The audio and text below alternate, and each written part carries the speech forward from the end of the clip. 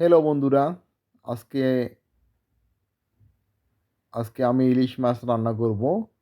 এই জন্য আমি ২টি বড় ইলিশ মাছ থেকে ৬টি ইলিশ মাছের টুকরো বেছে নিয়েছি। আপনারা দেখছেন বড় বড় ইলিশ মাছের টুকরো। এর আগে ইলিশ মাছগুলো ভালো করে পরিষ্কার করে নিয়েছি এবং এই যে ইলিশ মাছটি রান্না করার জন্য আমরা আজকে ব্যবহার করব সরষে ইলিশের গুঁড়ো। প্রথমে আমরা একটু হলুদ দিয়ে এবং লবণ দিয়ে ম্যারিনেট করে নেব। আমরা ম্যারিনেট করতেছি লবণ এবং হলুদ দিয়ে। এরপর আমরা ম্যারিনেট করতেছি, করার পরে আমরা ফ্রিজে রেখে দিব কিছুক্ষণের জন্য। ভালো করে ম্যারিনেট করতে হবে হলুদ এবং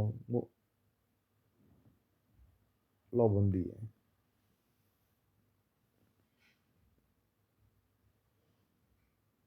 ম্যারিনেট করা হয়ে গেছে, আপনারা দেখতে পাচ্ছেন খুব সুন্দর লাগছে, যেন গায়ে হলুদ হচ্ছে ইলিশ মাছের।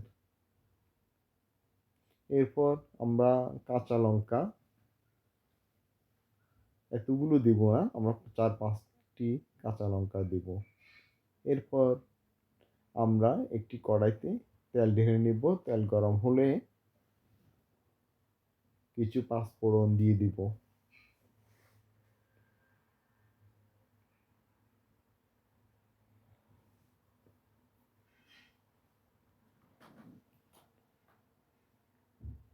তেল গরম হচ্ছে, চুলা জ্বালিয়ে মিডিয়াম আছে চুলা গরম হচ্ছে।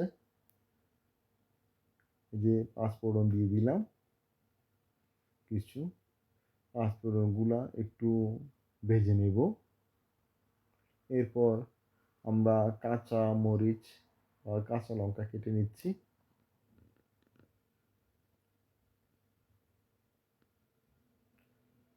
এইভাবে কাঁচা লঙ্কা কাটতে হয়।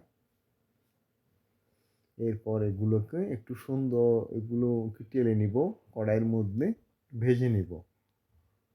তো খুব একটা সুন্দর স্মেল বের হচ্ছে, সুগন্ধি বের হচ্ছে কাঁচা লঙ্কা থেকে। এরপর আমরা হলুদ দিয়ে দিব, কিছু গুঁড়া মরিচ দিয়ে দিব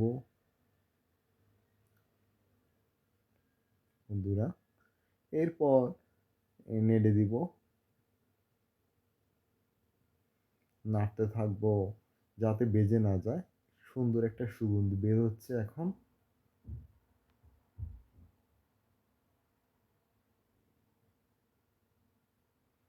এরপর আমরা আস্তে আস্তে ইলিশ মাছের টুকরোগুলো নিয়ে দিয়ে দিব কড়াইতে সুন্দর করে।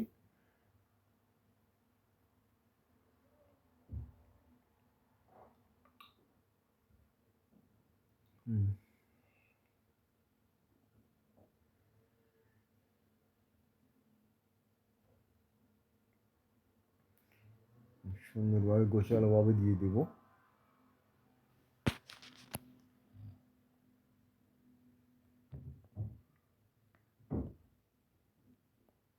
তারপরে একটু নেড়ে একটু হালকা ভেজে নিয়ে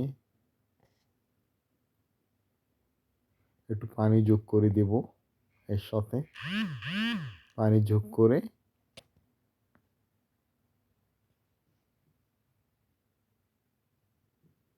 ঢেকে দেব কিছুক্ষণের জন্য। ঢাকার পরে দেখব খুব একটা সুগন্ধি চলে আসছে, খুব একটা অনেক স্বাদের। এরপরে আমরা যে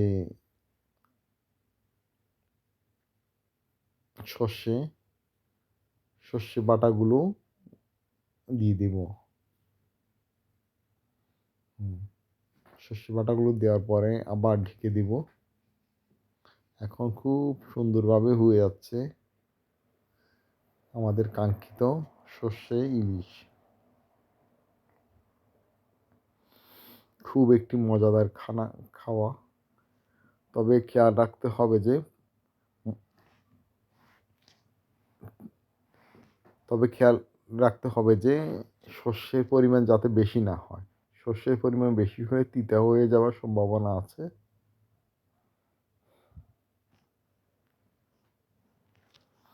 এই যে হয়ে যাচ্ছে আমাদের কাঙ্ক্ষিত সর্ষে ইলিশ। এরপর 3টা কাঁচা লঙ্কা দেওয়া হইলো। দেওয়ার পর একটু ঢেকে দিতে হবে।